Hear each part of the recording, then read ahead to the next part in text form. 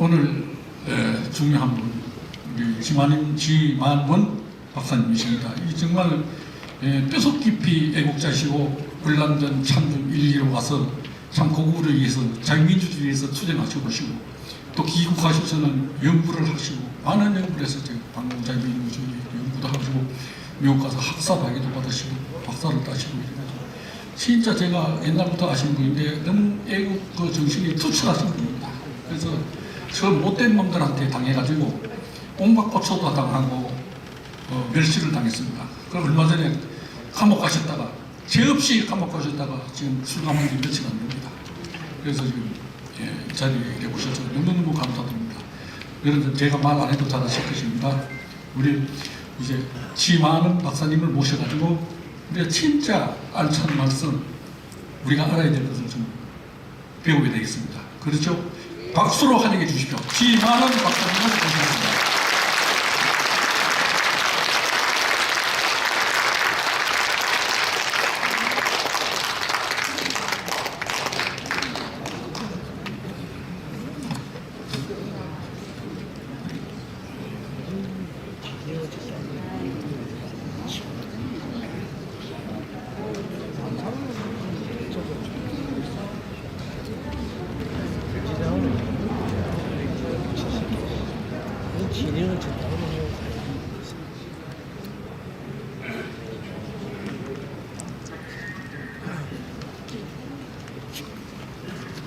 옷을 벗으면 춥겠죠?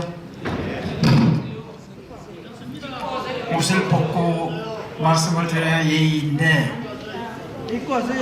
저는 추워가지고 감사합니다.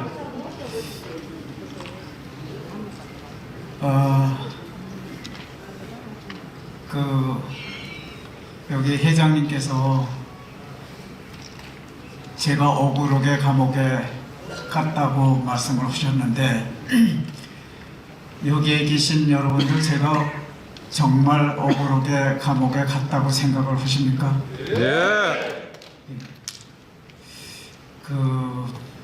제가 감옥에 간 이유는 5.18을 북한군이 와서 수행을 했다. 거기에 광주에 구두닦이 양아치 이런 어린애들이 개념도 없는 사람들이 부하내동해서 일으킨 폭동이다. 이런 연구 결과를 내놨다고 해서 제가 감옥에 갔어요. 저는 2002년부터 22년 동안 5.18을 연구를 했어요. 그 5.18을 어떻게 22년 동안이나 연구를 했느냐. 정보라고 하는 것이 22년 동안 계속 흘러나와요. 한꺼번에 흘러나오는 게 아니라 22년 동안 계속 엊그저께까지 흘러나오는 거예요. 그러니까 22년을 연구를 한 거예요. 그 22년 동안 연구해가지고 제가 5.18을 북한이 주도했다고 하는 결론을 내는 데까지 제가 발견한 증거 자료가 몇 개냐? 42개예요. 42개. 42개 증거를 가만히 놓고 보니까 이거는 도저히 해석을 해보니까 증거들을 해석을 해보니까 이건 북한군이 와서 일으키지 않으면 이런 폭동이 일어날 수가 없다 하는 결론을 낸 거예요. 그러면 명예훼손죄라고 하는 것은 우리가 글을 쓸 때 학자가 글을 쓸 때 사실하고 그 사실에 대한 해석하고 또 두 가지를 쓰는 거예요. 사실에 대해서는 사실을 왜곡하지 않으면 죄가 안 돼. 사실 자체를 왜곡하지 않으면.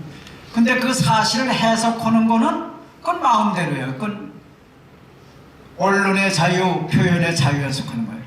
표현의 자유에 대해서 죄를 때린 거예요. 2년형을. 북한군이 왔다고 생각한다. 북한 42개 증거를 놓고 보니까 북한군이 와서 저지른 폭동이 아닐 수 없다. 이렇게 내가 판단한 거, 그 판단이 틀렸다는 거예요. 판단이 5.18의 명예를 훼손했다는 거예요. 그러니까 이 나라가 얼마나 이 재판이 엉망이에요. 대통령까지도 저렇게 갖춰 있지만은 합법적으로 한 일은 하나도 없어. 합법적인 방법은 하나도 없다고. 전부 불법적인 방법에 의해서 대통령을 감금을 한 거예요. 이런 세상이에요. 그러니까 이게 빨갱이의 세상이다. 빨갱이의 세상. 그래서 지금 뭐 탄핵 무효 우리가 하지만은 우리 많은 젊은 세대들이 이제 들고 일어나고 이렇게 되는 거는 그 탄핵에 영향을 미칠 수 있어요. 근데 저놈들은 어떻게 하느냐 하면은 빨갱이들이 판사가 되고 검사가 됐어요. 그 대한민국 검사 판사 세계는 빨갱이들이 다 차지한 거예요. 근데 빨갱이들이 다 차지한 사실을 우리 국민들은 모르고 온 거예요. 이제 아는 거예요. 이제 대통령 저렇게 돼가는 거 보고 박근혜 대통령이 억울하게 당한 걸 때까지만 해도 국민들은 몰랐어. 대한민국이 이 정도 좌경화가 돼 있는가. 이제 보니까 이게 막 가는 거예요. 막 가는 거. 마구잡이. 예. 그러면 대통령을 가두려고 하면은 합법적인 절차에 의해서 해야 될 거 아니에요. 전부 편법, 불법, 편법, 불법. 공수처장이 갖다 가뒀잖아요. 공수처장이 대통령을 갖다 가뒀어요. 그럼 공수처장은 어떤 사람이냐, 오동훈은. 그 제가 찾아보니까 이건 편법의 도사야. 편법의 도사야. 예를 들면은 자기가 법무법인을 차렸어. 근데 자기 부인을 법무법인의 운전수로 기록을 등록을 시킨 거예요.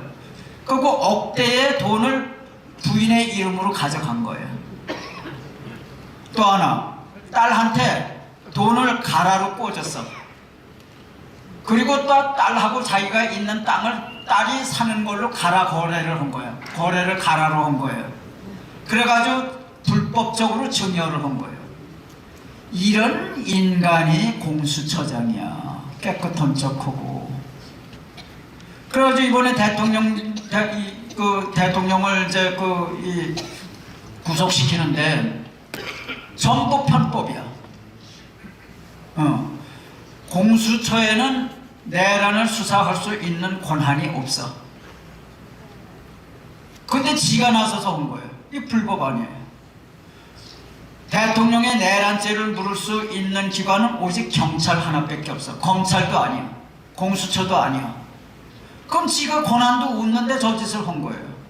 그리고 구속영장을 청구하는 것도 서울중앙지검 지법에 하게 돼 있는데 서울지법에 한 거예요. 서울지법에 어떤 판사한테 했느냐. 차은경이라고 여자 판사인데 빨갱이 판사야. 그 판사한테 토요일 그 판사가 당직을 서는데 당직 서는 판사한테 준 거예요. 뭐가 급하면 토요일날 구속을 시키냐고. 뭐가 그렇게 급한데. 그래서 이게 이 정도 하는 거 보면 여러분 내란이 뭐냐. 내란이 우리 법률 보면은 복잡해요. 뭐 전시사변 또는 이에 준하는 뭐 국가 비상사태가 발생했을 때 어쩌고 하는데 그거 귀에 잘 안 들어와. 여러 번 읽고 뭐 별거 다 생각해야 이게 이해가 되는 거예요. 그 왜 그래?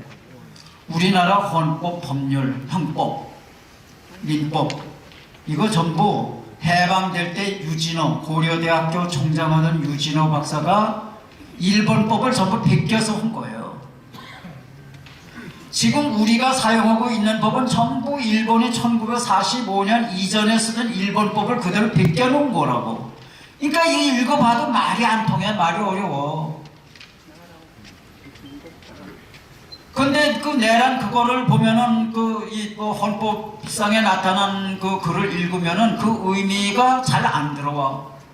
근데 우리가 쉽게 얘기하면 내란이라고 하는 거는 반역이야, 반역. 그러니까 내란은 뭐냐면 쉽게 얘기하면은 대한민국 땅 전체를 불법으로 장악을 했어. 현재 대통령 없애버리고 지가 장악을 했어. 또 대한민국의 땅, 뭐 전라도면 전라도 땅을 자기가 점령해가지고 이거는 전라민국이야. 대한민국의 법률이 여긴 미치지 못해. 이렇게 하는 게 내란이다 그야. 제가 얘기하는 거 쉽죠? 근데 윤 대통령이 지가 대통령인데 무슨 내란을 해? 어? 그리고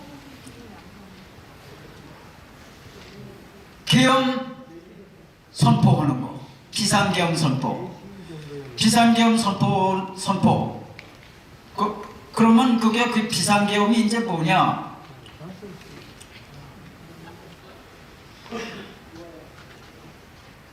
이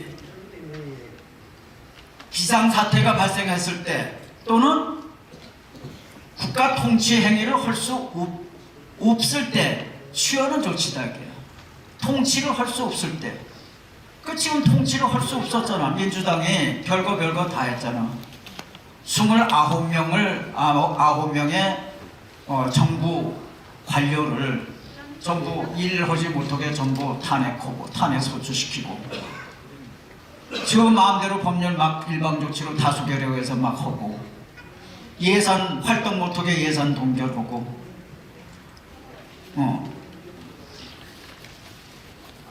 이런 대통령이 대통령 노릇을 할 수 없도록 만드는 거 아니에요. 이래서 대통령이 비상계엄을 선포한 거예요. 그러면 비상계엄을 선포를 하면은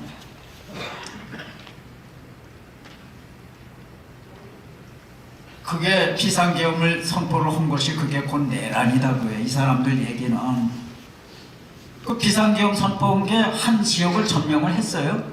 대한민국을 점령을 했어요. 비상계엄 선포한 게 그게 대한민국 점령한 겁니까? 대한민국의 일부를 점령한 겁니까? 아니잖아요. 비상계엄 선포한 것이 무슨 내란이냐고.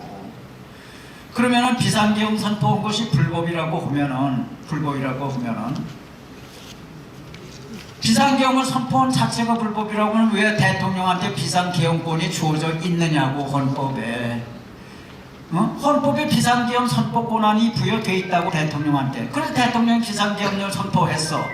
그럼 비상계엄을 선포한 것 자체가 내란이라고 그러면은 헌법이 내란을 하라고 명시해 준 거 아니야. 여러분, 제가 어렵게 얘기했나요? 비상계엄을 선포하는 것이 내란이라고 하면은 그 비상계엄 선포권이 헌법 제77조에 있다고.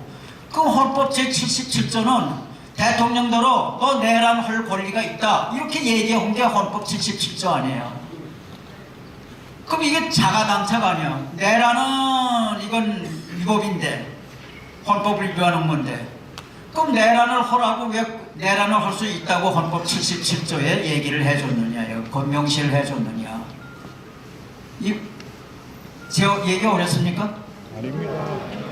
그 헌법이 내란하라고 해놓고 헌법이 내란하라고 77조에 규정해 놓았는데 내란하라고 계엄령 선포하라고 그랬는데 그 계엄령 선포만 내란이 되니까 내란을 그 계엄 선포권이 줄어진 거는 내란을 할 수 있는 권리를 준 거 아니에요.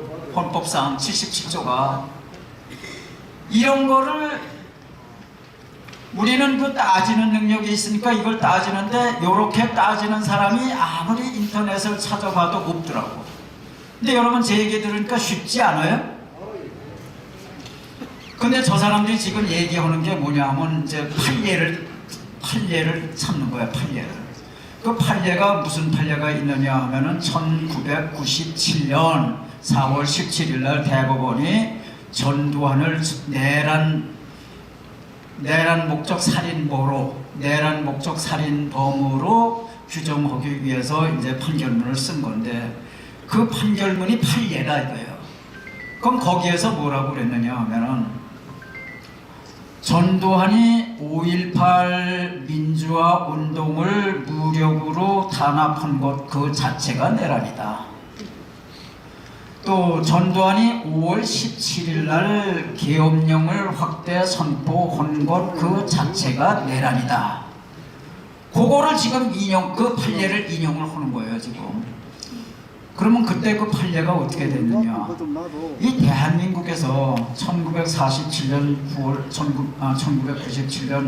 4월 17일 날 대법원 판결문을 읽은 법조인들은 거의 없을 거예요. 그 판결에 참석한 사람들 말고는 변호사건, 뭐 판사건, 뭐 법조인들은 그 판결서를 제대로 읽은 사람이 없어요. 엄청 두꺼워요. 그러니까 저는 그거를 파고 뭐 엄청 팠어요. 이 박사학위 따는 그 자세로. 그러니까 그 어떻게 돼 있느냐. 그리고 내란 선포 권한, 계엄 선포 권한은 대통령에게만 있어요. 그러면 지금 대통령이 계엄을 그 1997년 그 판결문에 계엄을 선포하느냐 마느냐 하는 것에 대한 판단은 오로지 대통령에 있다. 대통령이 왜 있느냐? 대통령은 남들이 접하지 못하는 최고급 정보를 가지고 있기 때문에 고도의 정치 군사적인 판단을 요하는 내용이다. 계엄을 선포하느냐 안 하느냐는 고도의 정치 군사적 판단을 요하기 때문에 사법부가 끼어들어서 이래라 저래라 잘못됐다 잘됐다 할 계제가 아니다. 성질의 것이 아니다. 그렇게 돼 있어요. 그럼 이번 것도 마찬가지야.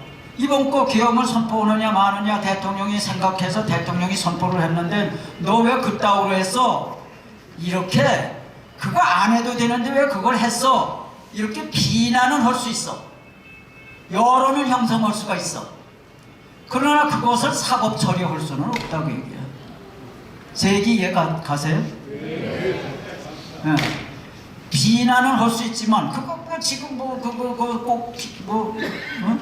비상계엄 선포 안 해도 될 텐데 왜 선포했어? 이렇게 비난을 할 수 있어.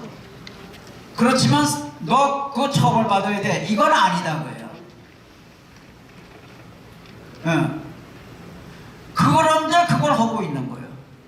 그리고 전두환 대통령이 그때 당시 5월 17일 1980년 5월 17일 날이에요. 5월 17일 비상계엄을 확대 선포한 거예요. 비상계엄을 확대 선포했다고 하는 게 무슨 뜻이냐? 그보다 몇 개월 전인 1979년 10월 26일 11.6 때 박정희 대통령께서 저격을 당하셨어. 시해를 당했어. 그 사랑하는 부하한테, 믿는 부하한테 시해를 당했어. 그날 저녁에 총리 주재로 강요회의를 해서 선포한 것이 지역계엄이야. 지역계엄. 지역계엄이 있고 전국계엄이 있어. 그 지역계엄은 뭐냐? 제주도가 포함이 안 돼. 지역계엄은. 전국계엄은 전국적이야. 제주도까지 포함돼. 그러면 지역계엄이 그때 대통령 돌아가신 날 그 다음날 새벽 4시에 지역계엄이 선포가 됐는데 그것을 1980년 5월 17일 날 전국계엄으로 했다. 제주도까지 포함시켰다. 그 얘기는 뭐냐? 제주도가 뭐가 그렇게 중요한데 그거 빼고 그거 포함시키고 안 시키고 그렇게 중요해. 그런데 전국계엄에서는 제주도를 포함을 시키는 것에 끝나지 않고 이 대통령의 계엄사령관이 뭐 장관 거치고 국무총리 거치고 그거 안 거치고 바로 대통령한테 직보를 하게 돼 있어. 이게 빠른 거야. 템포가 빠른 거예요. 이게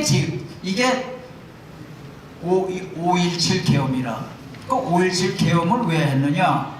1980년 4월 5일부터 서울대학교를 중심으로 해가지고 학생 시위가 뭐 해가지고 전국적으로 학생 시위가 일어났는데 그것이 전부 폭력 시위로 변동한 거예요.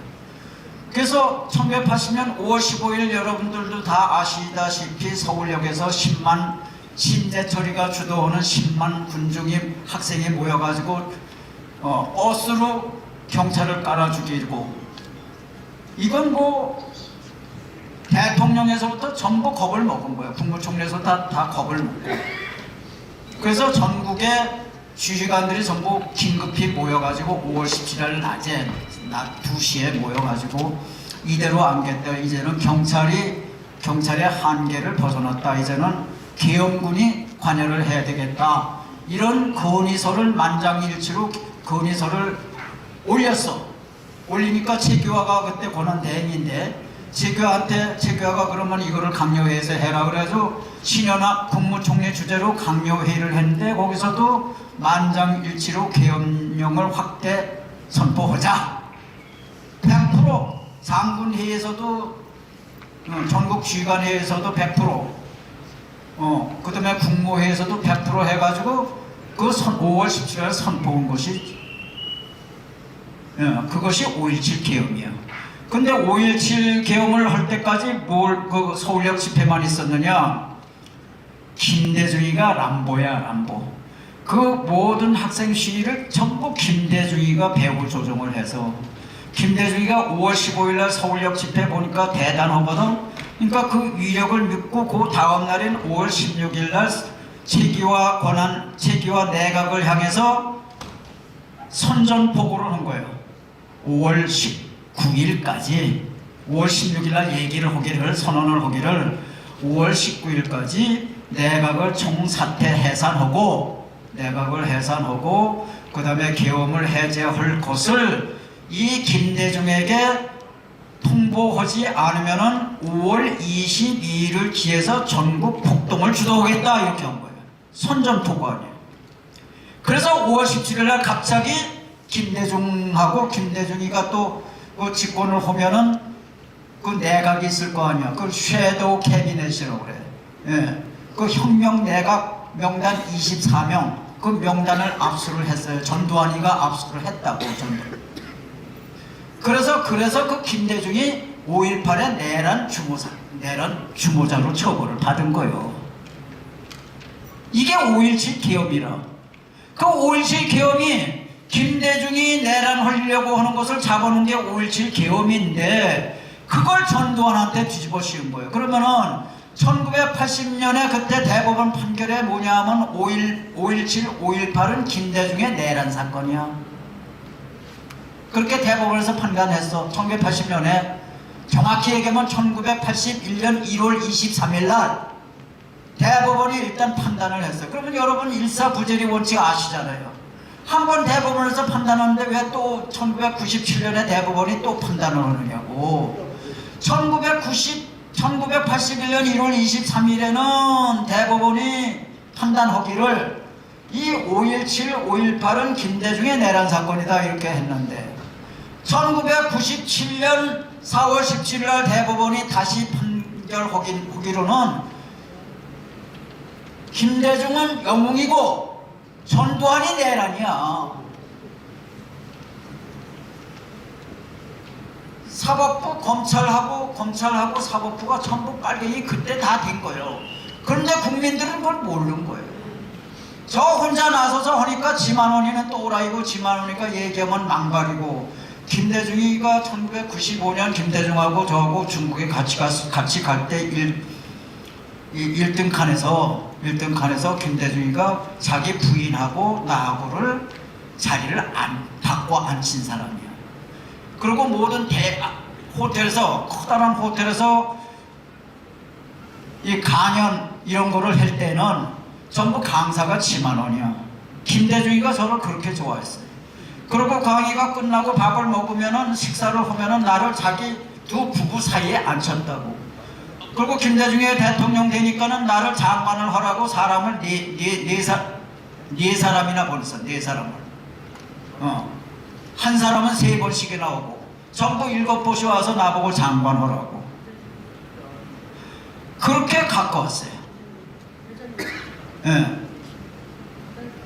그런데 그런 사람이 대통령이 되고 보니까 이게 북한에 막 쏟아주고 김정은한테 4억 5천만 달러 막 국민 몰래 주고 이 짓 한 거 아니에요. 그래서 그런 사람을 가지고 제가 김대중은 나를 그렇게 사랑하는 사람인데 인간적으로 못된 일을 한 거예요. 살아있는 2002년이면 김대중이가 포렇게 시퍼렇게 살아있는 권력 아니에요. 거기다가 김대중 빨갱이 김대중은 김정일의 총독 이러고 신문에 게재를 하니까는 제가 미운 털이 배겨가지고 도청을 당하고 광주교도소에 끌려간 거 아니에요. 그러니까 빨갱이 세력이 자 전두환을 그러면 그 5.17 계엄이 그러면 그럼 그거 내란이라고 하자 그거야. 내란이라고 하자. 그럼 그 내란죄를 누가 뒤집어 써야 돼? 대통령인 최규하가 뒤집어 써야 되는 거 아니야. 계엄령이라고 그런 건 발동 권한은 오로지 대통령 한 사람에게만 있어. 그러면 내란 계엄이 내란이라고 그러면 그 내란죄는 최규하가 뒤집어 써야지. 왜 별 둘짜리 한테 당시 별 둘짜리인 전두환한테 뒤집어 씌웠느냐고. 근데 판결문이 어떤지 아세요 여러분? 여러분 포복 절도 오실 거예요. 판결문에 뭐라고 그랬느냐 하면은 최규하 대통령은 전두환의 바지다. 따라서 최규하가 서명한 거, 최규하가 결재한 것은 전부 전두환의 책임이다. 여러분 이게 판결문이야. 그래서 최규하가 뒤집어 쓸 내란죄를 전두환이 뒤집어 쓴 거예요. 여러분 빨갱이 판사, 빨갱이 검사 지금 똑같잖아요. 지금 윤석열이 한테 하는 게 똑같잖아요. 이게 빨갱이라고 그러는 거는 이게 법이 없어. 저가 하는 게 법이야. 여러분 이 빨갱이들이 제일 싫어하는 단어가 뭔지 아세요? 빨갱이야. 그래서 지금부터는 여러분 하루에 100번씩 빨갱이를 입에 올리세요. 혼자라도. 그래서 입에서 자동적으로 빨갱이 소리가 나는 거. 좌익이다 진보다. 여러분 진보. 진보라고 하는 말을 누가 만들었는지 아세요? 김일성이가 만든 거예요. 언어 전술에서는 북한이 최고예요. 네. 그 진보. 저가 진보니까 우리는 자연적으로 보수가 되잖아요. 보수라고 하는 그런 개념 자체가 캐캐 뻗잖아. 또 무슨 판결물이 있느냐 하면은 전두환은 별 둘인데 대통령이 시키는 일만 하면 됐지. 지가 뭔데 전국에서 전부 머리 좋은 사람들 전부 뽑아다가 시국 수습 방안이라고 하는 것을 만들어 가지고 그것을 가지고 성공적으로 시국 수습을 해냈느냐. 성공적으로 시국 수습을 해냈기 때문에 국민의 인기를 얻었다. 여망을 얻었다. 인기를 얻어가지고 대통령이 됐다. 그래서 네가 계엄을 선포한 거는 그리고 시국진단을 열심히 한 거는 대통령이 시키지 않는 일을 해가지고 대통령 가까이 이런 것도 있습니다. 이런 것도 있습니다. 이렇게 해주십시오. 저렇게 해주십시오. 하는 것 자체가 그것이 내란하려는 마음을 가지고 계엄을 선포했기 때문에 계엄 선포가 내란이라는 거예요. 내란하려는 마음은 이게 관심법 아니에요. 이게 빨갱이들 판결문 보면요 기가 막혀요. 전두환 대통령이 얼마나 억울합니까? 지금 윤 대통령 지금 똑같이 당하고 있는 거예요. 여러분 전두환 대통령 한 가지만 말씀을 드리면은 전두환 대통령이 1980년에 대통령이 됐어. 81년에 대통령이 됐어. 또 81년에 그 레이건 대통령이 됐어. 그래서 세계에서 제일 먼저 만난 사람이 우리 전두환 대통령이 레이건을 만난 거예요. 만나가지고 레이건 대통령한테 뭐라고 그랬느냐. 각하 혹시 캘리포니아 1년 GNP가 얼마인지 아십니까? 모르겠는데 강요 아무도 몰라. 미국에서 아는 사람이 없어. 800억 달러입니다. 그럼 한국의 GNP는 얼마인지 아십니까? 아무도 몰라. 600억 달러입니다. 아니 한국의 GNP가 캘리포니아 GNP보다도 작아? 다 놀란 거예요. 일본의 GNP가 얼마인지 아십니까? 1조 6천 얼마. 하여간 한국 GNP의 20배다 이게 20배. 그 한국은 그 작은 GNP 가지고 거기서 6%를 덜어가지고 국방비를 쓰고 있습니다. 일본은 우리보다 한국보다 20배의 GNP를 가지고 있는데 0.1%도 안 쓰는 0.09%를 국방비로 쓰고 있습니다. 우리 대한민국은 이게 참 없는 돈에 이걸 내서 자유전선을 우리가 지키고 있습니다. 일본은 이거 공짜로 안보 무임승차하는 거 아닙니까? 그 마치 그때 당시 미국의 그 일본이 안보 무임승차한 거 프리라이드 한다고 비난들이 많았거든. 그걸 이제 이용을 한 거예요. 그럴듯해. 그래서 어쩌라고? 각각 미국 돈을 달라는 것이 아닙니다. 일본 돈을 주십시오. 에? 예. 일본 돈을 주시면은 그게 저희가 그 돈을 가지고 미국에서 탱크도 사고 전투기도 사고 해서 자유전선을 지키겠습니다. 그 얼마면 되겠는데 그거는 만나게만 해주십시오. 이렇게 된 거예요. 이제 끝날 시간 됐나? 몇 분 더 해보면 되나? 그래요? 그래요. 여러분 괜찮아요? 제가 얘기해도 더 얘기해. 재미없으면 그만.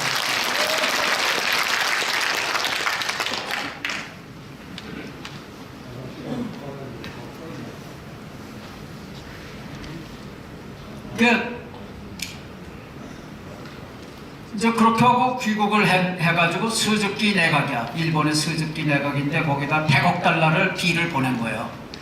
일본에서 보니까 이거 10억 달러도 아니고 100억 달러예요.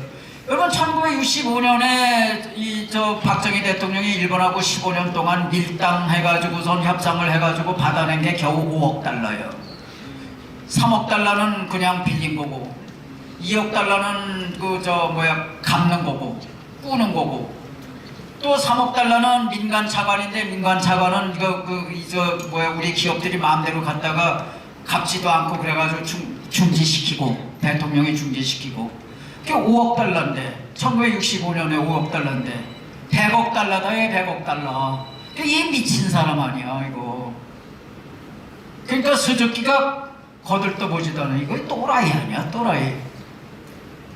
근데 낙하선회가 이제 돼가지고 낙하선회가 수상이 돼가지고 또 미국의 아련을 갔을 거 아니에요. 아련을 가가지고선 레이건 대통령이 만났는데 레이건 대통령한테서 무슨 말을 듣고 한국에 왔는데 한국의 낙하선회가 40억 달러를 가지고 온 거야. 40억 달러를. 그 낙하선회가 말하기를 전두환 대통령 각하 제가 최소한 60억 달러는 마련하려고 했는데 그렇게 되면은 제 위치가 위태로워집니다. 그래서 최대한으로 마련한 것이 40억 달러인데 이거 좀 받아주십시오. 그동안 안보 무임승차여서 미안합니다. 이렇게 된 거예요. 40억 달러 받아냈다고. 이거 아세요?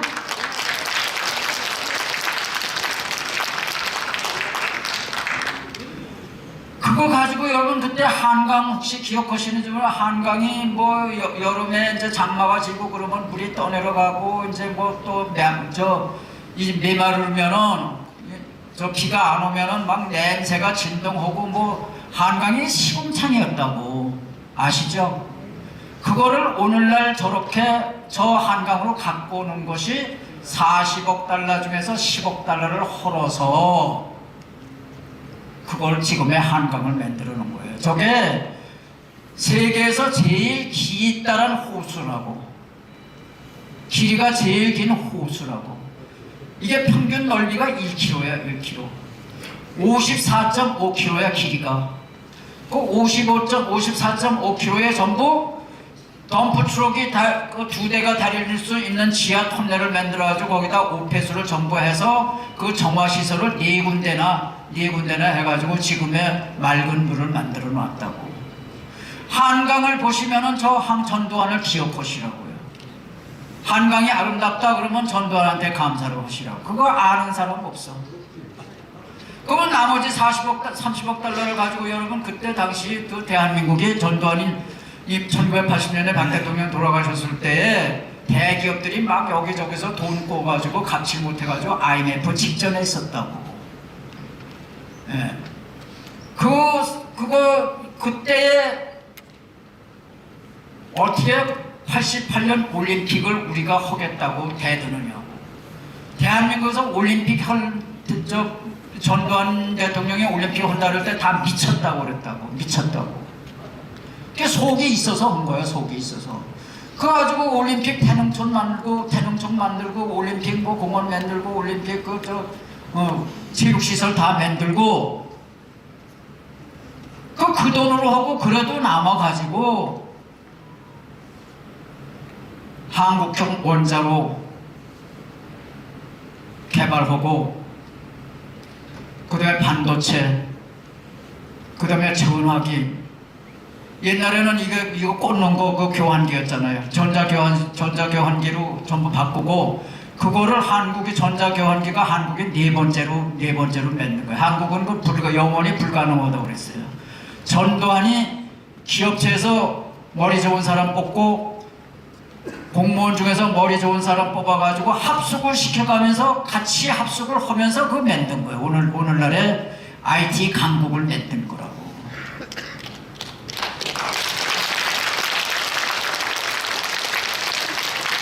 이게 전두환인데 이 빨갱이들이 저렇게 만드는 거예요. 지금 제가 억울하게 감옥에 있어. 그러면은 제가 얼마나 억울한가 하는 거는 저놈들이 빨갱이들이 더 잘 알아. 그러니까 저를 감옥에 누우면은 저놈이 억울하니까 억울하고 분하고 증오하고 해서 팔딱팔딱 뛰다가 저기서 병들어 죽으라고 저를 감옥에다 놓은 거예요. 그죠? 그럼 제가 그 안에서 지금 제 나이가 그 뭐 호적 나이로는 41년생으로 되어 있는데 그럼 41년생은 85세 아니야.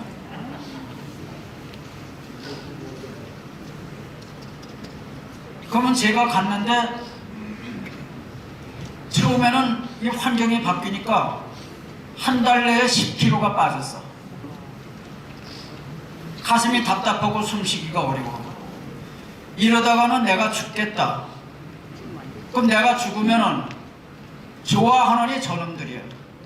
제가 죽으면은 5.18에 맥이 끊겨. 지금 내가 왜 억울하냐? 지금 여러분, 제가 22년 동안에 연구를 했는데 건 것 중에 하나가 북한군이 광주에서 475명이 죽었다는 것까지 제가 밝혀냈어.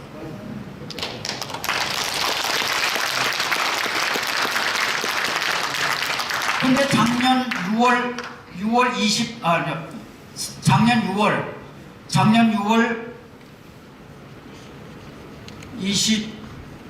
17일 스카이데일리는 6월 20일 기사에 났어. 그 다음에 7월 6일 스카이데일리에 또 났어. 2차에 걸쳐서 전 안기부장이었던 권영애 아시죠? 안기부장이 중앙정보부 아니야 옛날에.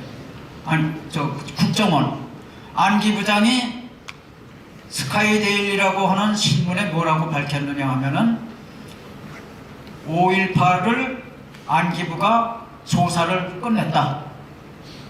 조사 결과가 뭐냐? 5.18은 북한이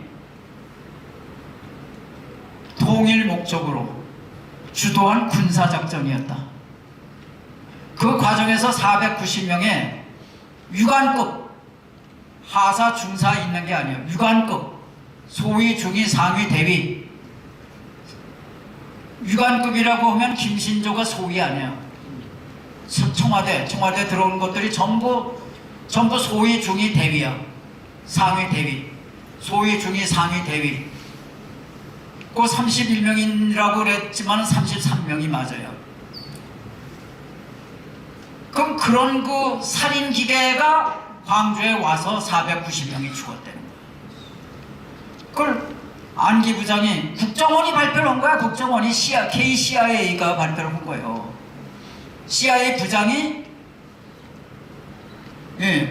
증언을 한 거예요.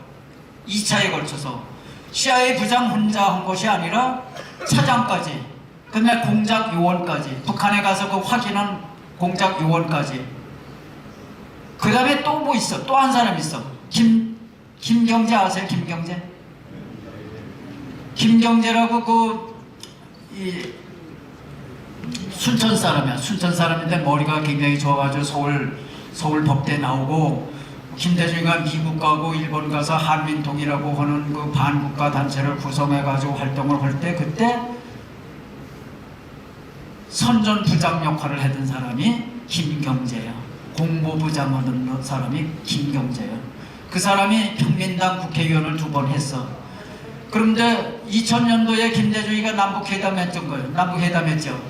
1979년 12월 하순에 김정일이가, 그때 북한이 전부 300만 굶어 죽을 때 아니야. 비밀 특사를 보내라. 그래서 김대중이가 보낸 사람이 김경재예요. 김경재가 북한에 가가지고 8박 9일 동안 머물렀는데, 북한에 그 김학렬이라고 하는 그 노동당 고위 간부가 김경재를 묘지로 인계를 해요. 묘지로 인솔을 한 거, 묘지로 안내를 한 거예요. 이것이 광주에 가서 죽은 사람 영웅 열사들의 묘다. 5.18은 북한이 주도한 거다. 이걸 보여준 거예요.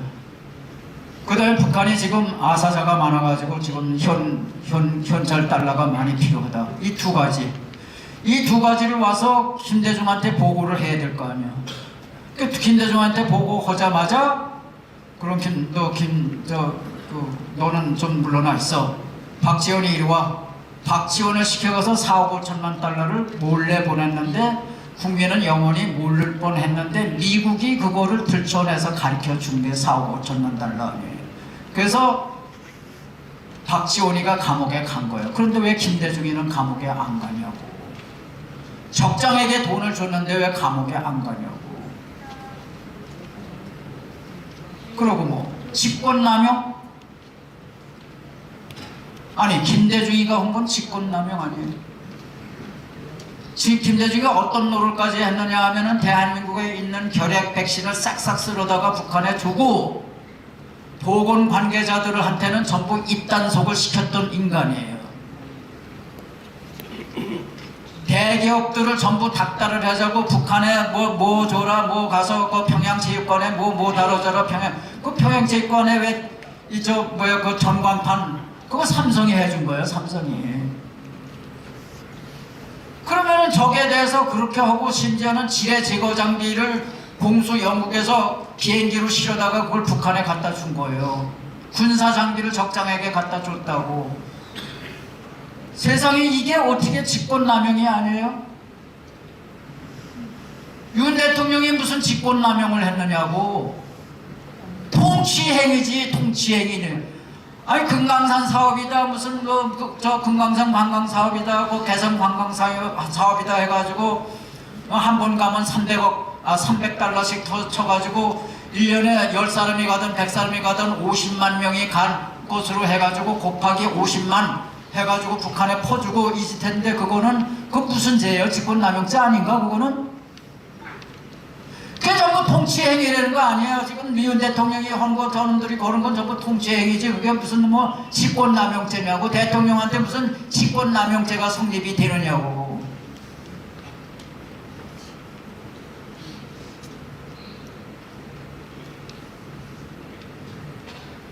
그래서 제가 대한민국을 지금 망치는 세 개의 거악이 있어. 하나는 5.18, 하나는 민주당, 하나는 선거관리위원회.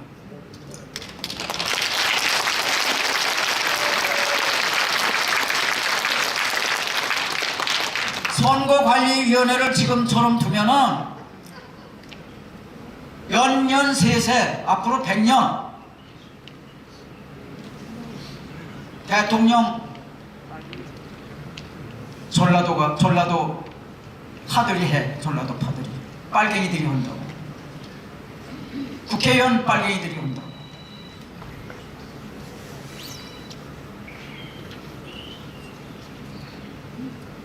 그러면 선거관리위원회를 저거를 깨부수지 않으면은 아무것도 안 돼. 그 선거관리위원회를 깨버리는 방법은 지금 만일에 지난번 계엄 때 선거관리위원회 그 서버를 카피해서 갖고 나왔대. 제가 알기로는 갖고 나왔는데 그 포렌식을 미 8군에서 했대. 그것이 공개되는 거는 시간 문제라고 그래요. 현재까지는.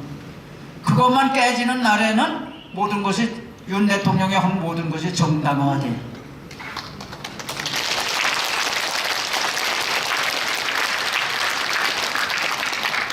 그런데 이게 여러분 일본이 나쁜 나라다. 저건 상종도 하지 말아야 된다. 이렇게 생각하시는 분 솔직하게 손 한 번만 들어보세요. 일본은 저건 뭐 우리 침략해가지고 식민지로 만들고 저건 불구 대천의 원수다. 이렇게 생각하시는 분 손 들어보세요. 우리하고 같이 함께 나란히 협조하면서 살아야 된다 생각하시는 분. 아이고 감사합니다. 여러분들 혹시 제 책 읽으셨어요? 예. 일본의 의미. 요 밖에 있는데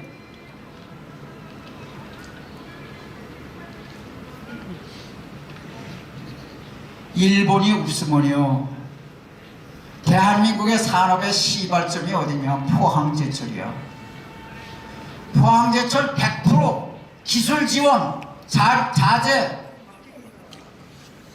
건설, 감리 모든 거 전부 일본이 온 거예요. 우리 박태준 회장님은 인부들 통솔한 거예요. 거기 기업이 마음대로 끼어들지 못하게 하고 엉터리 기업이 전부 일본 거 가지고 한 거예요. 여러분 지금 대한민국이 그 뭐 창원공단도 있고 인천공단도 있고 무슨 저기 그 창원공단, 구미공단 뭐 다 있잖아요. 시화공단. 이 공단을 만들어 놨는데 그 공단을 와가지고 채워준 기업들이 전부 일본 기업들이에요. 일본 기업이 없으면 일본이 저 아프리카 희망봉에 가 있으면 대한민국 오늘 없어요. 거지 나라야. 중국 저게 위험한 거예요. 중국. 지금 중국이 제 느낌으로는 그래요. 중국이 대한민국에 본부를 두고 세계 중소기업의 중소나라, 중소국가에 전부 전자개표기를 전부 보급을 해. 그래가지고 중국이 원하는 사람들로 대통령 뽑고 국회의원 뽑아. 그래가지고 중국의 꿈을 일으키려고 하는 거예요. 근데 그런 그 음모가 제 눈에도 보이는데 트럼프 대통령 눈에 안 보이겠냐고. 트럼프가 전자개표기 부정선거에 대해서 칼을 빼는 순간 우리 대한민국의 선거관리위원회도 선관위도 온전치가 못하리라고 봐요.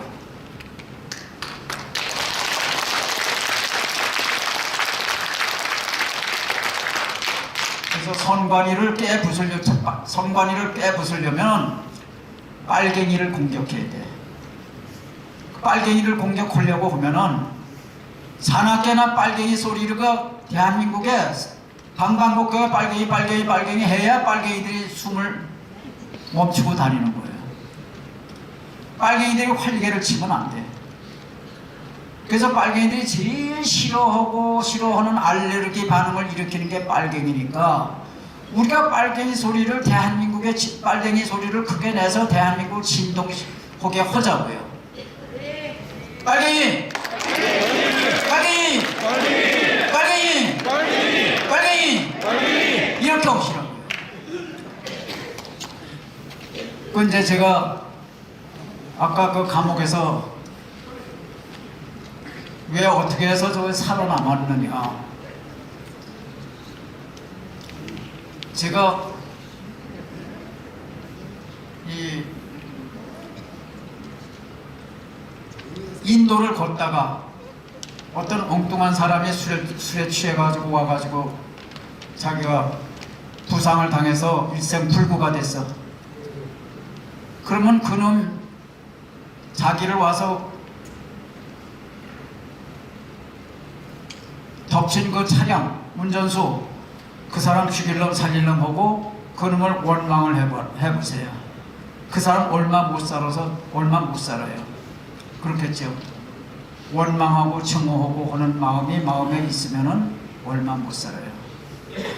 그래서 저는 저를 여기다가 눈, 검사, 판사 얼굴이 다 보여. 다 보이지만은 제가 그걸 잊으려고 나를 위한 위로곡이라고 하는 책을 쓰기 시작했어. 그게 지금 다듬고 있기 때문에 그거는 발간이 안 됐는데 그거를 쓰면서 틈틈이 그 책 말고도 4권을 더 썼어. 근데 그 중에 4권 중에서 한 권은 2권은 지금 대기하고 있고 발간 대기하고 있고 3개는 썼는데 그 책이 저 뒤에 있어. 하나는 다큐 소설 전두환을 저거 읽으면은 현대사가 그냥 보여. 눈에 보여. 530 몇 쪽인가 538쪽인가 되는데 제가 그걸 다시 봐도 저건 신내림으로 썼지 인간이 쓴 게 아닌 것 같아. 정말. 그게 왜 나를 위한 위로곡을 쓰면서 나를 위한 위로곡이라고 하면은 제가 어렸을 때부터 지금까지 있었던 모든 이런 사건들을 전부 소환을 해서 그걸 하나하나 음미를 해. 이것도 운명이다. 이것도 운명이다. 이건 참 멋있어서. 넌 참 좋은 일을 했어. 이렇게 그 숨겨져 있는 감옥에 있지 않으면은 제가 그걸 생각해낼 수 없는 것들을 고요함 속에서 제가 그걸 찾아내서 돌틈에 숨어있는 자아, 꼭꼭 숨어있는 자아를 발견해가지고 그래서 너는 참 이 세상 살아오면서 너는 뭐 근사하게 살았어. 이거는 이래서 근사하고 이래서 근사하고 하는 책을 쓰면서 틈틈이 쓴 책이 3권이다. 네.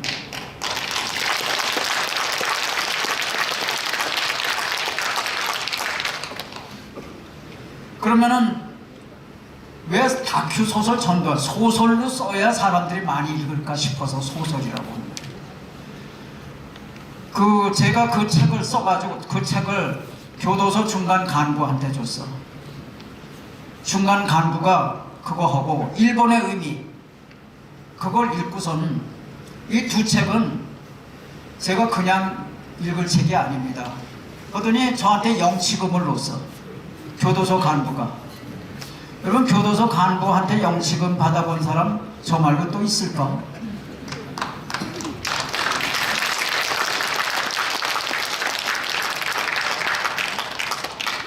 근데 그 전두환 다큐소설 전두환은 왜 썼느냐? 서울의 봄이 뭐 1000만 돌파해가지고 이거 완전히 이건 그 붐을 탔어요. 그래서 그거에 엄청 화가 난 거예요. 그러면 서울의 봄, 그게 서울의 봄인데 내용을 보니까 12.12야. 그죠? 그 서울의 봄이라고 하는 거고 12.12하고 같은 거냐? 전혀 차원이 다른 거예요. 12.12는 언제 일어났느냐? 1979년 12월 12일이요. 그럼 서울의 봄은 뭐냐? 1980년 2월 29일이야. 그럼 2월 29면 3개월 아니야? 3개월이고 12니까 18일을 더하면은 100일도 더 지난 거 아니야. 시차가 12 있고 100일도 더 지나서 서울에 봄이 있는 거예요. 12는 뭐냐? 정승화 육군참모총장, 계엄사령관, 별넷, 별 둘인 전두환 수사본부장, 계엄수사본부장이 검찰총장 역할을 하면서 계엄검찰총장이 수사본부장이에요. 체포한 거예요. 지금 대통령 체포한 것처럼 지금 검찰총장이 대통령 체포하잖아요. 그것처럼 체포한 거예요. 그게 왜 쿠데타냐고. 그게 왜 쿠데타냐고. 죄를 져서 하는데. 그래 정성화는 무슨 죄를 졌느냐. 10월 26일 날 박 대통령이 김재규한테 시해 당할 때 김재규하고 같이 있었어. 이제 끝났지? 응.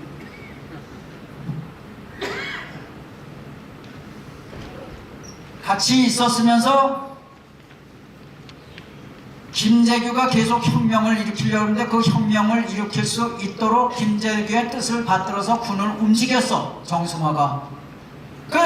그렇지 않으면은, 그거를 잡지 않으면은 정승화하고 김재규가 한 짝이 돼가지고 혁명을 했다 이거예요. 그럼 그 사람들한테 약점이 있기 때문에 그 사람 약점을 감추기 위해서 독재를 하겠어요, 안 하겠어요? 독재를 할 거라고. 그거 잡아놓은 거예요. 잡아놓은 게 12.12예요. 그러면 서울에 보면 뭐냐? 빨갱이들이 대박 맞은 날이에요. 빨갱이들이 행제한 날이라고. 2월 29일, 80년 2월 29일이. 뭐냐? 최기화가 권한대행이, 그때 대통령이, 이 사람이 참 나쁜 사람이야. 양다리 걸친 사람이야. 양다리 걸친 사람. 요 눈치 보고, 권력이 누구한테 갈까? 요런 인간이 최기화예요. 그거 최규하가 박정희 대통령이 잡아넣었던 빨갱이, 김대중이, 지학순 주교, 문익환 목사, 뭐 이런 사람들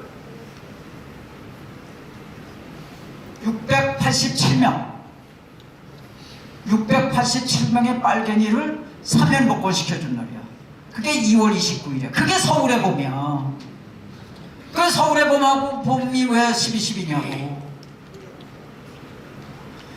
그래서 그때는 이제 몸에 열이 나가지고 그때서부터 이제 쓰기 시작한 거예요. 그 감옥이, 제가 있는 감옥이 독방인데 자료가 이만큼 쌓인 거예요. 밖에서 이거 보내라 저거 보내라 해가지고 이렇게 쌓아놓고 쓴 것이 다큐 소설 전도원이에요. 여기 후배 육군사관학교 후배 두 분이 와 계신데 아까 차 타고 오면서 야, 너무 재밌다. 또 교도소에 있는 구치소의 중간 간부는 눈으로 보는 것 같은데 어떻게 글을 이렇게 눈으로 보는 것 같으냐고. 그 다음에 일본을 욕을 하는데, 일본은 이완용이 그 사람 내국노 아닙니다. 그러니까 지금 전한길 강사가 그게 공무원 시험 보는 사람들, 그 사람들을 대상으로 하는 강사래, 전한길이가. 그럼 그 사람들한테 가르치를, 그 사람들은 공무원 시험을 봐야 되니까 시험에 나는 내용들을 가르쳐야 되니까 그것만 가르친 거예요. 저 같은 사람은 역사를 다시 재진단하는 거예요. 그럼 제가 일본의 의미 간단히 썼지만은 저거를 교도소 중간 간부가 있고서는 머리에서 지각 변동이 일어났대. 완전히 상식을 뒤엎는 것인데 내용 하나하나 따져보면 다 그렇다는 거예요. 동의를 한다는 거예요. 그럼 한마디로 얘기를 하면은 이시조선이 518년이야. 518명 중에서 이시성을 가진 사람이 대물림하면서 27명의 왕들이 518년 동안 다스린 거예요. 그럼 그 결과가 뭐냐? 서울 거리가 전부 똥 오줌 바다예요. 시체가 뒹굴어. 전염병이야. 물을 먹었는데 찝찝해. 거기 사람 똥오줌, 가축 똥오줌 다 섞여가지고 전염병이 창궐한 거예요. 길도 없어. 어디 을지로 종로가 어디 있어? 없어. 전부 초가집끼리 이렇게 꼬불꼬불하지. 저거를 일본 도쿄 버금가는 도시로 만드는 게 서울이에요.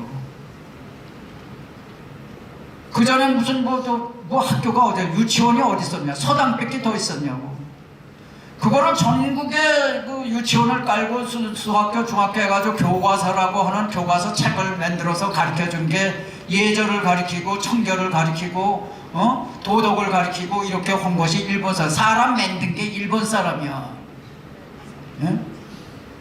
그리고 뭐 일본 사람이 언문을 무슨 뭐 그거 했다고 탄압했다고 하지만 언문을 탄압한 것은 그 탄압하는 왕 누구야? 연산군이 언문을 못 쓰게 한 거야. 그거 언문을 쓰니까는 일반인들이 자꾸 글을 써가지고 상소를 한단 말이야. 귀찮으니까 언문 사용하면 전부 처벌한다고 그런 거예요. 일본이 한글날을 제정해가지고 일본이 한글날을 만들어줬고, 그 다음에 그 조선어를 사용하는 소선어를 배우고 쓸 줄 아는 사람들을 양성을 해가지고 거기에 시험에 합격하면 수당을 줬어, 공무원들한테. 그 일본이 그렇게 한 거예요. 어린이날도 일본이 제정해줬고. 그 상투에서 이 상투 속에 이가 많을수록 이게 뭐 부자 된다고 그래. 그거 전부 머리 자르게 하고 이게 개화를 시킨 거예요. 이 세계 모든 나라 중에서 식민지가 한 번도 안 돼본 나라는 일본하고 아프리카의 그 어느 나라 두 나라밖에 없어. 유럽도 독일은 불란서 식민지, 불란서는 독일의 식민지 서로 맞바꿔 가면서 식민지를 다 한 거예요. 그래서 지금 중요한 것은 중국이 우리나라 국회의원을 다 장악하고 있는 거예요. 중국 사람이 한국 사람보다 대한민국에서 더 좋은 대우를 받아. 이게 문제예요. 네.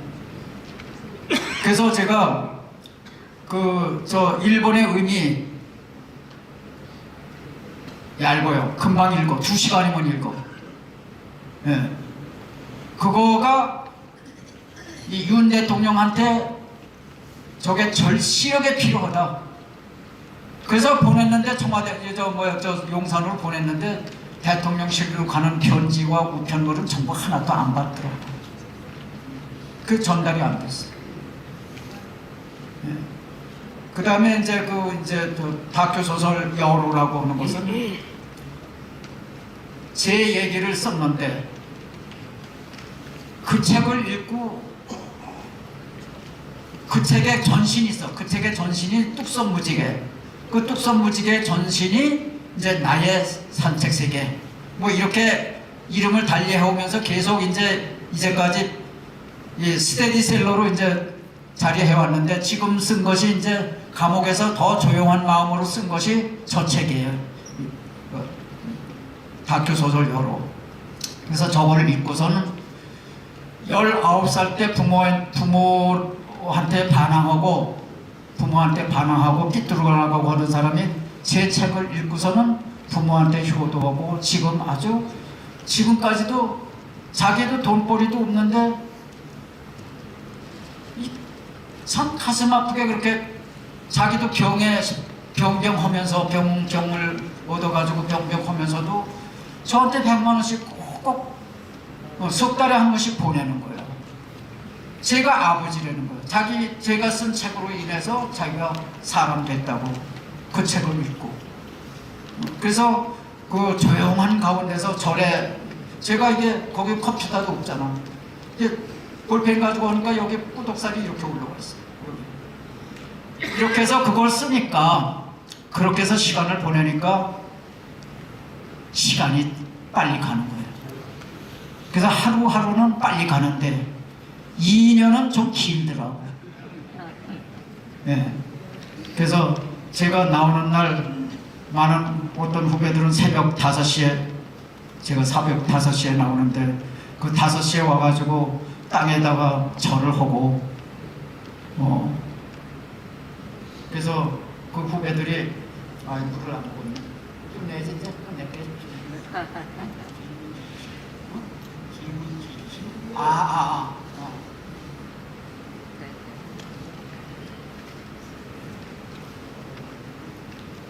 제가 옥에서 나와서 제일 먼저 여러분 이렇게 많은 분들 앞에 서는 것은 오늘이 처음이에요. 여러분들 대단히 고맙습니다.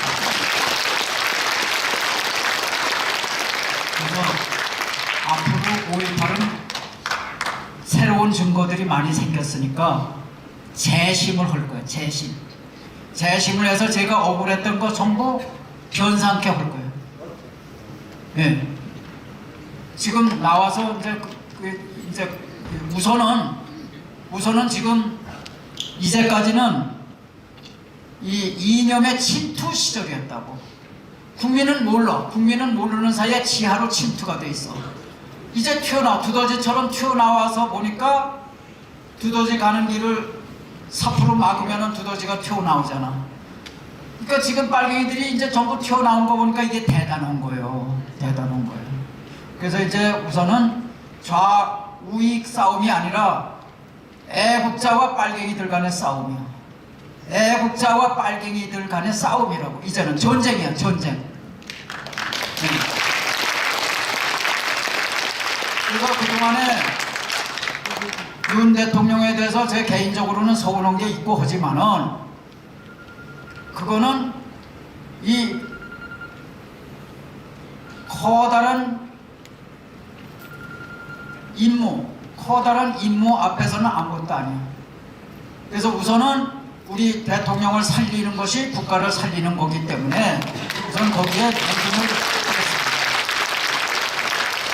질문 혹시 있으십니까?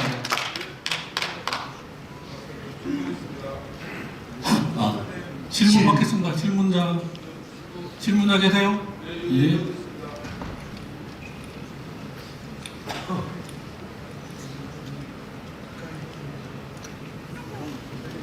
네, 박사님 강의 잘 들었고요. 감사합니다.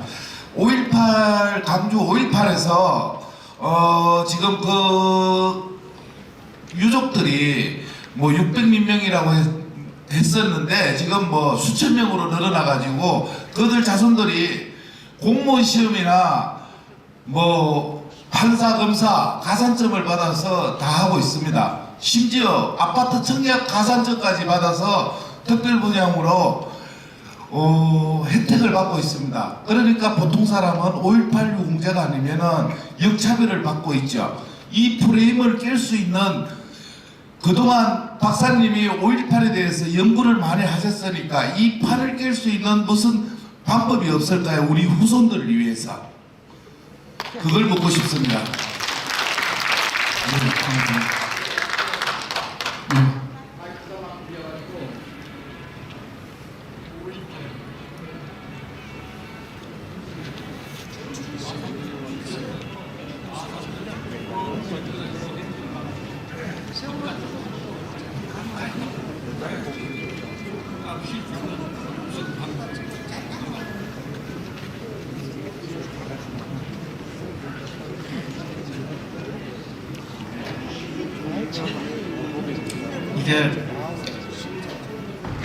이게 대한민국이 얼마나 이게 개판이면은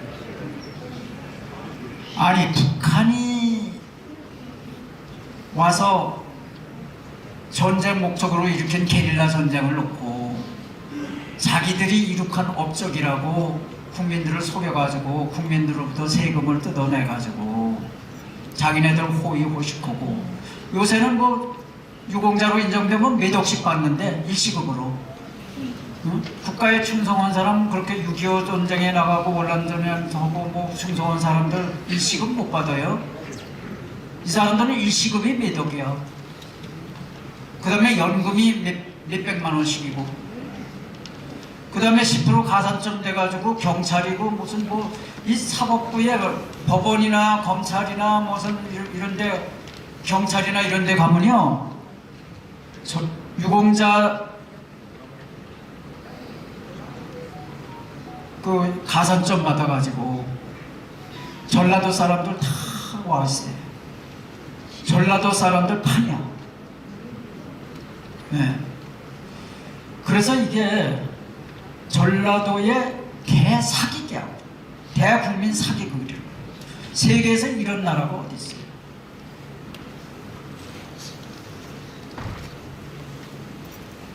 그러면은 유공자를, 대한민국의 모든 유공자는 누가 선정하느냐? 대통령이 선정해요. 대통령이 직접 하는 것이 아니라 부장을 통해서 선정을 하냐. 보훈부에서 이제 선정을 하는데, 5.18 유공자는 누가 선정을 하느냐? 광주시장이 선정을 해요. 그 광주시장이 선정하면은 누구도 손 못 대. 광주시장은 이 사람은 2급이요, 이 사람은 3급이요, 이 사람은 10급이요 하면은 보훈부는 그에 따라서 시행만 해. 이 사람한테 돈 얼마 주고 뭐 주고 혜택 주고. 그러면은 대통령 위에 광주시장이 있는 거예요. 그래야 안 그래요? 광주시장이 선정한 걸 대통령이 혜택을 베푸니까 대통령이 꼽으면 아니야, 꼽으면. 시행자, 결정권자는 광주시장이고 시행자는 대통령이고, 뭐 이런 더러운 세상이 있어요. 그러니까 이거를 제가 감옥에서도 여러 번 편지를 여러 번 그 글을 썼는데, 이거 보훈부에서 통합해라. 통합해가지고 단일 기준으로 해라. 그리고 국민 세금을 털어가면서, 국민 세금을 해서 저희들 호의호식하면서 누가 어떤 사람이 유공자인지 명단, 무슨 일을 해서 유공자가 됐는지 공적 조서, 공적 내용 까라 이거예요. 안까는 그 힘이 어디에 있느냐? 빨갱이의 힘이 있다. 빨갱이가 대한민국을 장악하고 있기 때문에 당연히 까야 되는 것을 안 까고 있다 이게요. 그러면 이거를 제가 대통령한테도 얼마나 이거를 하고, 우리 국민들도 뭐 제 글을 그 대통령실에 그걸 해가지고 뭐 편지를 아마 뭐 트럭으로 보냈을 거예요. 그게 전부 대통령실로 가는 거 하나도 없어. 일도 없어. 전부 예하부대, 예하 기관으로 가는 거예요. 그 예하 기관에 가면 그냥 없어져 버려. 그럼 대통령은 스스로 국민한테 귀를 기울였다고 그랬는데 그걸 편지, 대통령실로 가는 편지 차단해놓고 무슨 어떤 국민한테 귀를 기울인다는 거예요 도대체.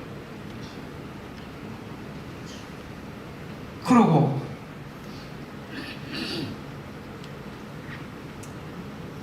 제복 입은 유공자는 대우를 한다. 제가 제복 입은 유공자, 육군사관학교 나오고 월남전에 소위대 가가지고 훈장 타고 고엽제 걸리고, 그 유공자가 두 개라고. 전상 유공자하고 공적 전공 유공하고, 그 두 개 유공자를 두 개를 하고. 그러니까 우리 교종 역사상에 한 개인을 위해서 교종 당국이 법무부에 가서 이 지만호는, 이 사람은 연영도 고령이고 유공자도 두 개고, 그 다음에 이 재질도 신념에 관한 재질이고, 이 사람 좀 조기에 내보내주세요. 두 번이나 가서 브리핑한 역사는 저밖에 없대. 그런데도 노노 한 거예요. 그런 거 생각하면 서운하다 그래요. 서운하다. 그러면은 지금 본질로 들어가서 그거를, 그럼 판사들도 전부 빨갱이로 지금 깔려 있고 유공자가 까지지가 않는 거예요. 까지지가 않는 거예요. 응? 그래서 그걸 하려고 그러면은, 여러분 지금만 하더라도 2002년도에 제가 광주에 끌려갈 때만 하더라도, 광주 감옥에 끌려갈 때만 하더라도 5.18을 북한군이 일으킨 폭동이다 하는 말을 하는 사람은 치마는 한 사람밖에 없었어요. 근데 지금은 아마 제가 볼 때는 60, 70%는 아마 그렇게 알걸? 네. 그러면은 저한테 회원들이 많이 계신데 그 회원들한테 제가 호예지도 발간해서 보내드리고 찌라시도 발간해서 보내드리고 이런 수첩 손바닥만 수첩도 발간해서 보내드리면은 전국에 계신 분들이 그걸 이웃에 뿌리는 거예요. 커피 자기 돈으로 커피 사주고 자기 돈으로 밥 사주면서 이렇게 한 사람 한 사람 이렇게 했고, 그 다음에 2013년에는 채널 A하고 TV 조선에서 4개월 동안 5.18은 북한이 한 거다 하고 방송을 했어요. 제가 나가서 바람을 일으켜 가지고 그때 많이 전파가 된 거예요. 그때 많이 전파가 된 거예요. 예. 그래서 이제 많이 전파가 됐으니까 그러면 그거를 법원에다가 고소를 해도 명단들 까지를 않고 또 공적조서도 까지를 않고 심지어는 저 강원도에 있는 사람도 5.18 유공자고 서울에 있던 사람도 5.18 유공자, 심지어는 1992년생도 5.18 유공자라. 아니 1980년에 5.18이 일어났는데 12년 후에 태어난 아기가 무슨 놈의 유공자냐고. 개판이요, 개판.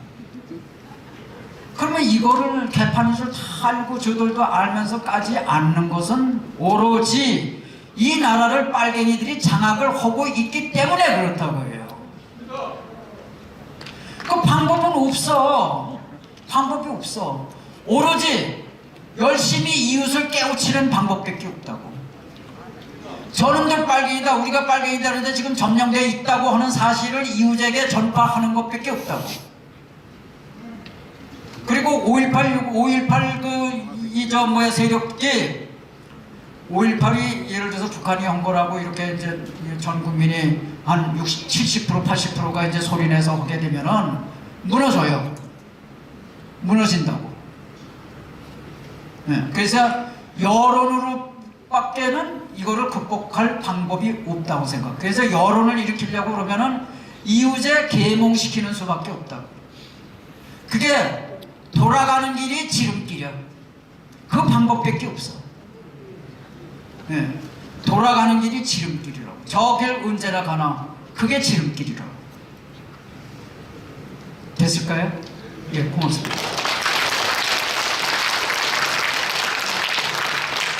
네, 우리 질문에 답을 잘 해주셨죠? 예, 조목조목 잘 이렇게 알려주셨습니다. 사실 그렇습니다. 예, 지금 그리고 또 누구 질문 있습니까? 예, 이제 질문 한 번만 받겠습니다. 시간 관계상. 예.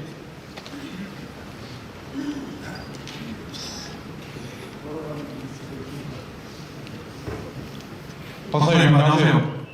번개TV입니다. 번개TV입니다. 번개TV. 번개 유튜브입니다. 번개TV. 예, 제가 나중에 말씀드릴게요. 예. 번개TV. 아, 번개TV 이따 나한테 전화번호 알려준 거지. 그러지 않아도 내가 찾았는데. 예. 그 박사님이 25년 동안 연구한 5.18 진실을 지금 전한길이라는 자가 우파 집회에 나와가지고 5.18은 민주화운동이라고 그러고 김대중이를 찬양하고 있습니다.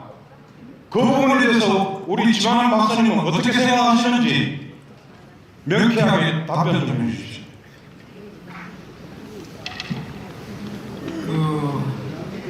전한길 선생이 이렇게 그 혜성처럼 나타나가지고 20대, 30대들한테 이게 전파한 것이 뭐 헌법재판소가 전부 훌륭한 사람들로만 구성이 된 줄로 알았는데 이제 보니까 누구도 빨갱이고 누구도 빨갱이고 누구는 이러해서 빨갱이다 하는 것을 이제 밝히면서 그것이 아마 전한길 선생이 한 것에 거의 한 90% 정도는 될 거래요. 그게 그죠?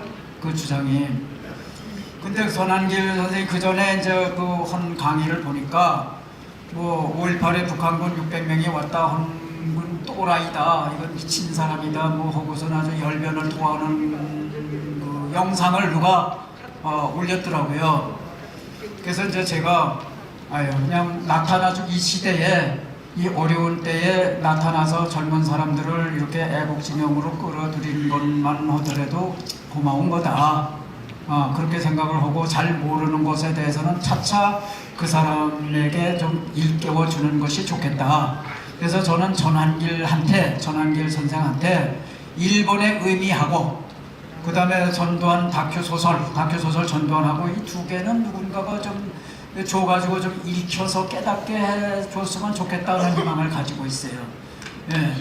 그 전한길 선생은 보니까는 그 일본에 대해서도 이제 증오를 하고 있고, 5.18이 김대중, 김영삼에 대해서도 존경을 하고 있고, 그런데 그거는 좌익들이 이제까지 그 대한민국의 역사는 좌익이 장악해 왔고, 또 이제까지 그 문화 권력, 뭐 교과서를 쓰는 거라든지, 그 다음에 뭐 영화를 만드는 거라든지, 이런 책을 내는 거라든지, 뭐 이런 그 문화적인 권력은 전부 좌익이 가지고 있어요.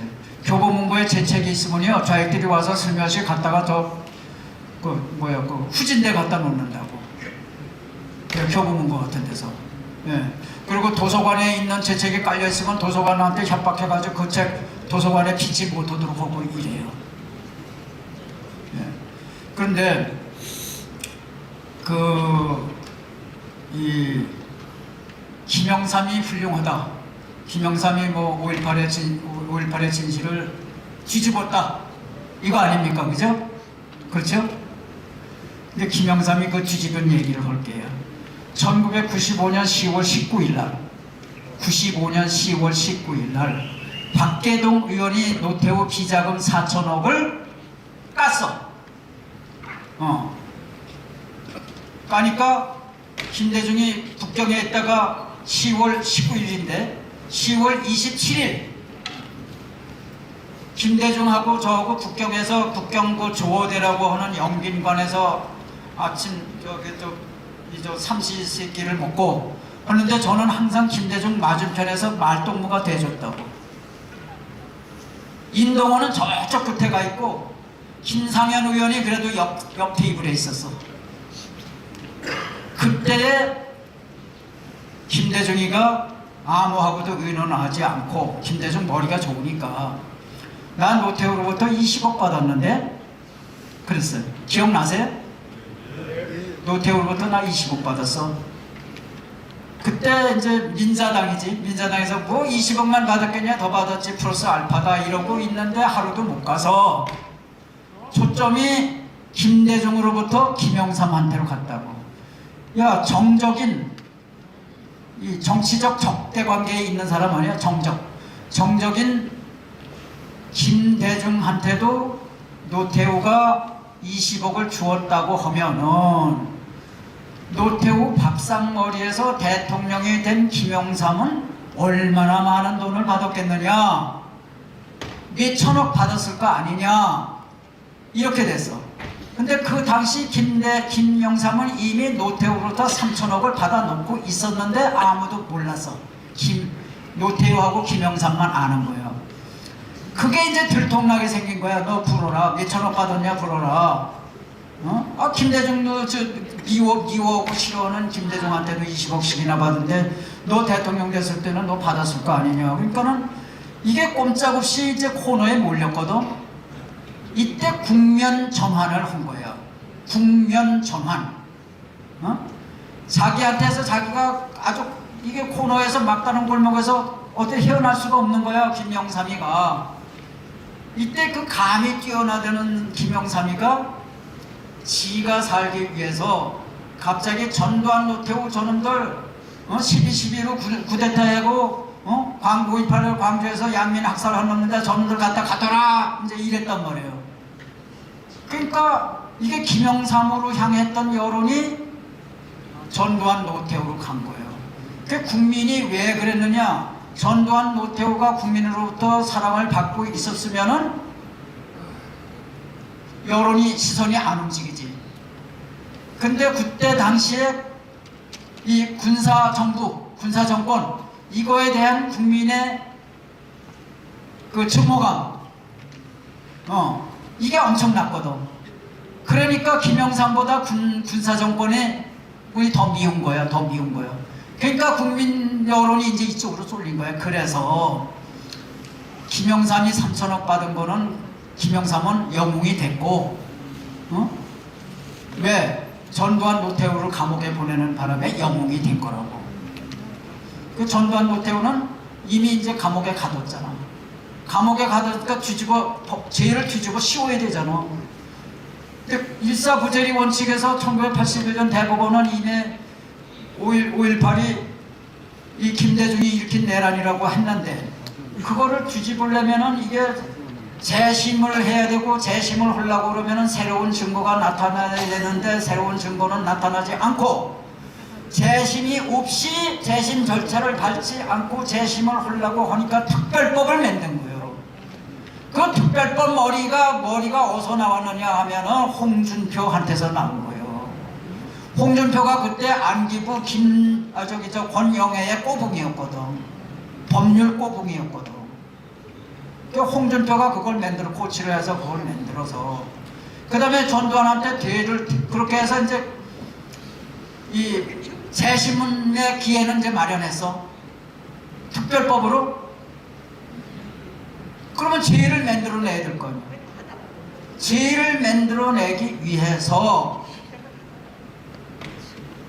공작을 한 거예요, 공작을. 그러면 김영삼을 대신해서 공작을 할 수 있는 사람은 오직 한 사람, 국정원장, 안기부장, 그게 권영희야. 권영희가 육사 15기야. 근데 육사 15기에 나는 새도 떨어뜨린다고 할 만큼 출세를 했던 권정달이라는 하는 사람이 있어. 권정달. 같은 육사 15기. 이 두 사람은 하나해가 아니야. 하나에 대해서 열등의식을 가지고 있던 사람들이에요. 하나에 대해서 아주 증오를 해. 그러니까 전두환 노태우는 하나해거든. 그러니까는 이제 원수를 갚겠다 해가지고 있지도 않은 집권 시나리오, 집권을 위한 마스터 플랜, 집권 시나리오가 전두환한테 있었다 하는 것을 거짓말로 지어낸 거예요. 권정달이. 그것도 검사실에 가서 한 것이 아니라 삼정호텔 1110호에 가가지고 우리 책자로 얘기하면 250페이지에 달하는 거짓말을 지어낸 거예요. 여기에서 집권 시나리오를 있었다. 집권하려는 마음을 가지고 계엄을 선포했기 때문에 내란이다. 그렇게 된 거예요. 그렇게 해서 올가맨 거라고, 공작을 한 거라고. 그래서 제가 지금 드러내놓고 인터넷이고 책이건 간에 드러내놓고 권영애와 그 권정달 이 두 육사 15개 두 사람은 제 사관학교 7년 선배이기는 하지만은 죽기 전에 진실을 말하고 죽어라. 그거 다 퍼졌어요. 제 말이. 죽기 전에 제발 죽어서 하늘은 분명히 있다. 하늘의 연자매는 계속 돌고 있다. 하늘의 연자매를 키울 사람은 없다. 너 그런 그 남한테 그런 악행을 저지르고 너가 이 생에서 얼마나 이득을 얻었는지 모르지만은 너 그거에 대해서 이실 짓고 오고 사죄하고 무릎 꿇고 그러고 저 세상 가라. 그리고 제가 드러내놓고 공개적으로 지금 꾸짖는다고 할까? 새까만 후배가 지금 그러고 있어요. 근데 그런 거를 그 전 선생이 그런 걸 알 리가 있느냐?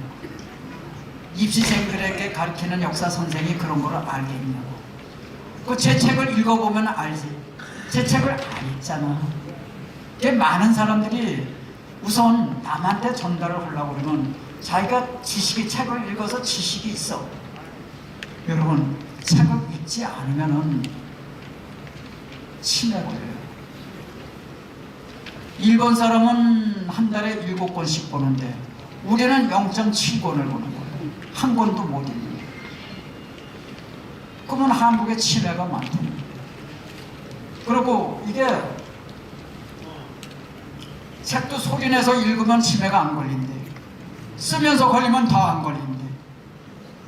그래서 이거를 제가 이건 늙어 죽을 때까지 학습을 하면은 늙지를 않아. 여러분, 제가 한국 나이로 84세인데, 고정 나이로는 85세지만은, 한국 나이로 8세, 42년생인데, 42년 말띠인데, 제가 그래도 남보다 조금 한 10년 정도 젊어 보인다고. 구치소 가니까 만나는 사람마다 한 70대셨어요? 이래. 그러면 그게 뭐 때문에? 항상 머리를 쓰거든. 항상 머리를 쓰고 책 쓰고 머리를 쓰고 책 쓰고. 제가 또 이 연설하는 걸 무지 좋아해요. 마이크만 들면은 4시간이고 5시간이고 이게 멈출 줄을 몰라요. 예. 그러니까는 제가 늙지를 않는 거예요.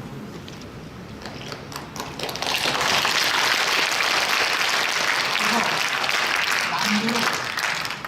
남들보다 앞서 가려고 하면은 제가 늘 후진들한테 얘기하는 거 있어요. 남들보다 앞서 가려면 조각난 시간을 이어서라. 제가 책을 한 권 가지고 그 전에 운전하고 다닐 때 신호등마다 쓰잖아요. 신호등마다 읽잖아요. 한 달이면 책 한 권 다 읽어. 그게 조각난 시간을 이어쓰는 방법이에요. 그게. 그리고 항상 남보다 앞서려고 하면은 자극을 스스로 만들어야 돼.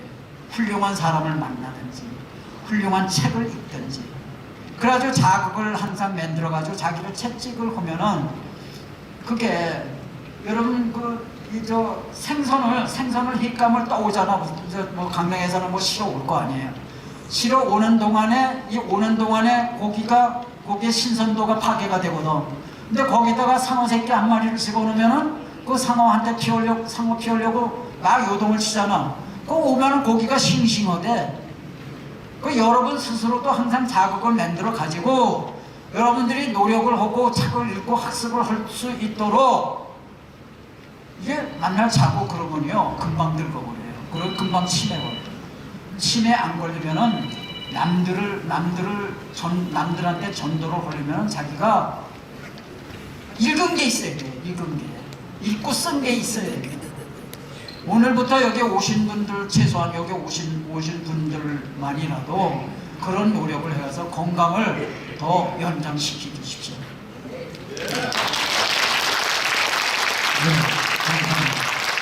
오늘 너무 귀하신 말씀, 중요한 말씀을 참 조목조목 잘해주신 지만은 박사님 너무 고맙죠? 네, 감사합니다. 감사합니다. 그리고 우리 이 자리에 정말로 지금까지도 정말 화장실도 안 가시고 지금 지키고 계신 여러분들 정말 고맙습니다. 감사합니다. 네, 이제 남은 시간은 제가 우리 박사님께 이제 드릴 말씀 하나가 있고, 그 다음에 이제 막간 시간으로 우리 애국노조의 애국노래 곧 들으시고, 그 다음에 중요한 말씀 우리 봉천사의 기등스님께서 중요한 말씀을 드릴 겁니다. 그거 들으시고 이제 제가 이제 잠깐 소개드리는 광고 말씀 들으시고 그래 이제 마치는 시간으로 하겠습니다. 끝까지 지켜주시길 부탁드립니다. 예. 그런데 이렇게 지금 여러분 아직까지도 80이 넘으신 분이 이렇게 정정하게 계시는 거니까 반갑죠? 예, 지금 오늘 처음 뵙는 분들도 계실 거예요. 그래서 천국에 계시는 우리 자유민주주의 국민 여러분들이나 또 여기 계신 여러분들이 우리가 바라는 마음이 있어요. 저도 그렇고. 그게 뭐냐?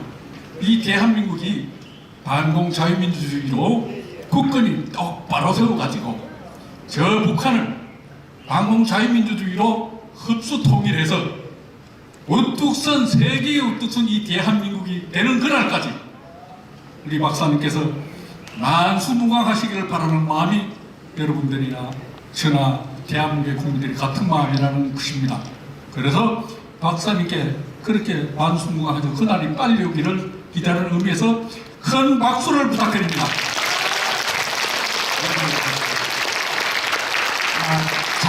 잠깐. 습관 제가 저 한 가지만 붙이면 저기 저 본계 TV 저기 촬영하시는 분이 이제 본계 TV를 이제 운영하시는 분인데 저 개인 지만원을 위해서 작곡 작사를 하고 그다음에 그 노래를 사이킴이라는 그 또 아주 목소리 좋은 가수가 노래를 하고 그것이 이제 인터넷에 떠드는데 한 개인으로서 그러한 이 대우를 받는 것이 얼마나 영광인지 모르겠습니다. 그리고 좀 있으면 김영선 선생님도 저 개인을 위해서 노래도 하시고 저 개인을 위해서 노래를 새고 작곡은 이제 모르겠는데 이 콘서트 저를 위한 콘서트도 열어주시고 했는데 여러분들 좀 앞으로 할 거지 경청을 해주시기 바랍니다. 감사합니다. 예, 박사님께 감사의 박수, 감사하는 박수 드리겠습니다. 자리에 가서 좀 쓰십시오. 너무 오랜 시간을 말씀하셨는데요. 아이고, 예, 잠깐만 기다려 주십시오.